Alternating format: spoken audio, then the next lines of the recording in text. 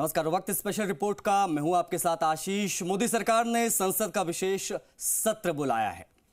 देखिए, इसमें किन मुद्दों और एजेंडों पर चर्चा होगी ये अभी साफ नहीं है, लेकिन सियासी गलियारों में इस बात को लेकर चर्चा हो रही है कि शायद इस सत्र में नए राज्यों को लेकर बड़ा ऐलान किया जा सकता है, जिसमें उत्तर प्रदेश में अयोध्या को राज्य बनाने के साथ ही राजस्थान को भी 2 राज्यों में बांटे जाने की बात की जा रही है। तो वहीं सरकार की ऐसी प्लानिंग की वजह क्या है, इससे किसको कैसा और क्या फायदा होगा, वो हम आपको इस रिपोर्ट के जरिए दिखाने जा रहे हैं। देख लीजिए। विशेष सत्र में मोदी सरकार का विशेष प्लान। नए राज्यों का आखिर क्या है अरमान? देश में और कितने बन सकते हैं नए स्टेट? विकास की बात या सियासी समीकरण? मोदी सरकार ने अपने फैसलों में कई बार देश को चौंकाया, लेकिन यह बात भी है कि इन फैसलों का असर दूर तक देखकर ही इन्हें लिया गया है।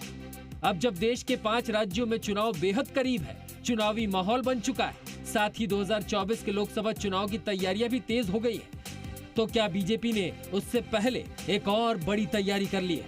वो तैयारी जो पार्टी के लिए गेम चेंजर बने।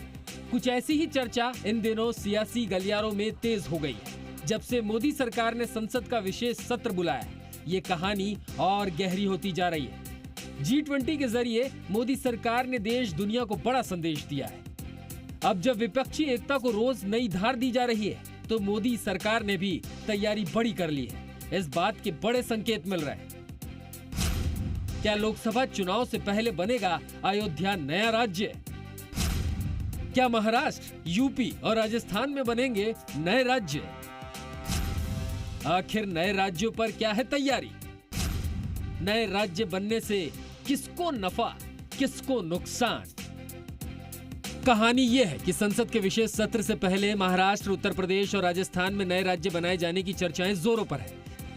ये संभावनाएं जताई जा रही है कि केंद्र की मोदी सरकार लोकसभा चुनाव से पहले देश के राज्यों की स्थिति में बड़ा बदलाव करने जा रही है। दिल्ली के राजनीतिक गलियारे के साथ ही जुडिशरी और ब्यूरोक्रेसी के बीच लगातार इस बात की चर्चा है कि क्या मोदी सरकार उत्तर प्रदेश से अयोध्या अलग राज्य बनाने जा रही है। नए राज्यों पर चर्चा यूं ही नहीं हो रही है, इसके मजबूत आधार है। अयोध्या के विकास को लेकर मोदी विकास की गंभीरता पहले ही दिख रही है। खुद पीएम मोदी ने न केवल मंदिर की नींव रखी, बल्कि निर्माण कार्यों पर भी केंद्र सरकार की पैनी नजर रही। ऐसे में जब नए साल में राम मंदिर का उद्घाटन होने की तैयारी है, तो दिव्य और भव्य अयोध्या को दुनिया में हर पैमाने पर सर्वश्रेष्ठ बनाने के लिए अलग राज्य के तौर पर बनाने की कवायद की जा सकती है। इसके साथ ही महाराष्ट्र और राजस्थान के विकास के सवाल को सुलझाने और वहां के सियासी समीकरण को 24 के चुनाव से पहले अपने हिसाब से करने के लिए यहां भी नए राज्यों का ऐलान किया जा सकता है। अब आपको इन चर्चाओं की पूरी कहानी समझाते हैं। मोदी सरकार ने बुलाया संसद का विशेष सत्र। 18 सितंबर से 22 सितंबर तक चलेगा नया सत्र। संसद के इस खास सत्र का एजेंडा क्या होगा, ये साफ नहीं है। विशेष सत्र पर विपक्ष उठा रहा है कई सवाल। पहले इंडिया का नाम भारत करने की थी चर्चा, अब नए राज्यों के ऐलान की हो रही है बात। विशेष सत्र के मुद्दों को लेकर ये तेजी से चर्चा शुरू हो गई है कि मोदी सरकार देश के 3 राज्यों के स्ट्रक्चर में बड़ा बदलाव कर सकती है। सबसे पहले बात करते हैं अयोध्या की। तो राम और राम मंदिर के नाम पर बीजेपी ने देश की सियासत में बड़ा उलटफेर किया है। पार्टी के आज के वजूद के पीछे राम नाम की महिमा को हर कोई जानता है। अब बीजेपी इसे दूर तक और लंबे समय तक भुनाना चाहती है। इसलिए अयोध्या की कहानी को राम मंदिर से आगे बढ़ाते हुए अब 2024 के लोकसभा चुनाव से पहले अयोध्या में राम मंदिर का उद्घाटन करने के साथ ही अयोध्या को नया राज्य भी बना सकती है। इसके पीछे कई वजह मानी जा रही है। अयोध्या राज्य की स्थापना से बीजेपी हिंदुत्व के एजेंडे को दे सकती है धार। आने वाले कई दशकों के लिए हिंदू वोट बैंक को साधने की कोशिश होगी।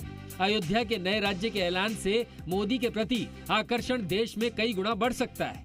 अयोध्या राज्य की स्थापना का कांग्रेस या दूसरी विपक्षी पार्टियां नहीं कर पाएंगी इस्तेमाल। उत्तर प्रदेश को राजनीतिक तौर से भी अपने अनुसार ढाला जा सकेगा। योगी के बढ़ते प्रभुत्व का भी और बड़ा असर होगा। अयोध्या का और बेहतर तरीके से विकास हो सकेगा। ये तो बात हो गई अयोध्या की, लेकिन असल कहानी तो मुंबई और राजस्थान को लेकर है। राजनीतिक गलियारों में चर्चा है इस बात की भी है कि महाराष्ट्र को भी 2 राज्यों में बांटा जा सकता है, जिसमें महाराष्ट्र अलग राज्य और मुंबई को केंद्र शासित प्रदेश बनाया जा सकता है। राजनीतिक रूप से ये बीजेपी के लिए फायदेमंद हो सकता है। सहयोगी शिंदे गुट के लिए भी भविष्य की राजनीति का सूत्रपात होगा। ठाकरे परिवार और शरद पवार की राजनीतिक ताकत कम हो सकती है।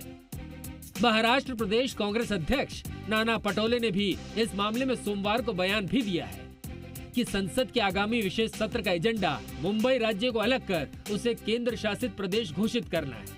पटोले के अनुसार इस सत्र में मुंबई को केंद्र शासित प्रदेश घोषित किया जाएगा और इसे महाराष्ट्र के शेष हिस्सों से अलग कर दिया जाएगा। संसद के विशेष सत्र को लेकर जितनी चर्चा उत्तर प्रदेश से अयोध्या और महाराष्ट्र से मुंबई को अलग किए जाने को लेकर है, उतनी ही चर्चा राजस्थान के पूर्व और पश्चिमी राजस्थान बनाए जाने को लेकर भी है। चर्चा इस बात की भी है कि मोदी सरकार के इस कदम में राजस्थान के मुख्यमंत्री अशोक गहलोत द्वारा बनाए गए नए जिले और संभाग भी इस कदम की मदद करते हैं। 7 करोड़ की आबादी वाले राजस्थान जैसे राज्य में 50 जिले हैं। प्रदेश में करीब 17 साल बाद 19 नए जिले बने हैं। इससे पहले 26 जनवरी 2008 को वसुंधरा राजे ने प्रतापगढ़ को जिला बनाने की घोषणा की थी। यदि राजस्थान को 2 भागों में विभाजित कर एक नया राज्य बना दिया जाए तो पश्चिमी राजस्थान एक अलग राज्य बन जाएगा। इसमें उन जिलों को भी शामिल किया जाएगा जो थार मरुस्थल के अंतर्गत आते हैं। आइए आपको समझाते हैं कि राजस्थान को नए राज्य में बांटने की वजह क्या है। राजस्थान में हाईकोर्ट की 2 शाखाएं हैं। जोधपुर मुख्य पीठ है तो वहीं जयपुर उसकी खंड पीठ है। दोनों ही हाईकोर्ट में जिलों का बंटवारा हुआ है। यही 2 राज्यों के लिए एक आधार बनाता है। राज्य के विकास के लिहाज से भी विभाजन की होती रही है मांग। राजनीतिक समीकरण में बंटवारे के बाद आ सकता है बड़ा बदलाव। पिछले 3 दशक में अशोक गहलोत ने देश के कई संस्थाओं को जोधपुर में स्थापित करने में अहम भूमिका निभाई है। जैसे वे पश्चिमी राजस्थान को नए राज्य बनाने की तैयारी पहले ही कर चुके हैं। पीएम मोदी और अशोक गहलोत दोनों ही नेताओं के बीच पर्दे के पीछे एक बेहतर तालमेल या दोस्ती को लेकर चर्चाएं होती रहती है। कहा जा रहा है कि इन संभावनाओं को तलाशने के लिए हाल ही में राजस्थान के एक पूर्व महाराजा को भी दिल्ली में आमंत्रित किया गया था।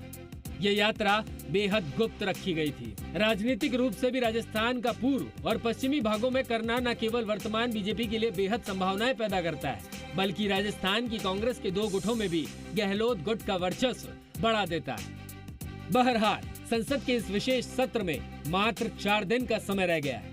ऐसे में इस विशेष सत्र में एजेंडे को लेकर कई नई चर्चाएं भी आ सकती है। ब्यूरो रिपोर्ट, जी मीडिया, जयपुर।